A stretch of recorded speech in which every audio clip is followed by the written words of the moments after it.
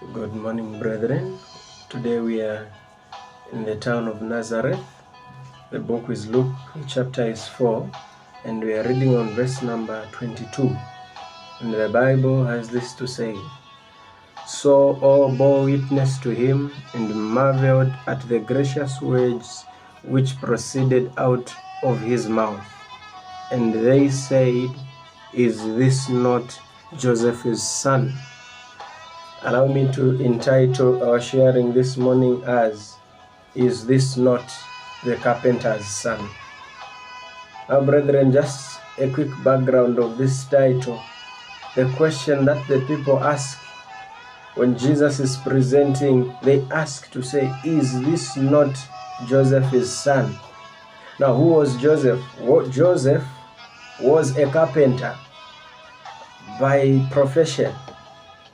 He earned his living through carpentry. And so when the multitude asked to say, Is this not Joseph's son? They simply say, Is this not the carpenter's son, who is saying these marvelous words? Now, what do we want to learn from this story? You discover that when you go down, you reach somewhere, verse number 30, you find that the people rejected Jesus because he was a son of a carpenter, regardless of the words that he was sharing with them. And so, brethren, this morning, there are people who, whatever that you can say, how meaningful it can be, how helpful it can be, they will just look at you and ask to say, Is this not the carpenter's son? They will look at your background, where you come from. If you come from a poor family, they will ask and say, Is this not that poor family's child? They will not consider how helpful or how meaningful your words are. They will just look down on you because you are not at their level. But brethren, this morning I want to encourage you and say, even Jesus, they looked down upon him. But he was the Son of God.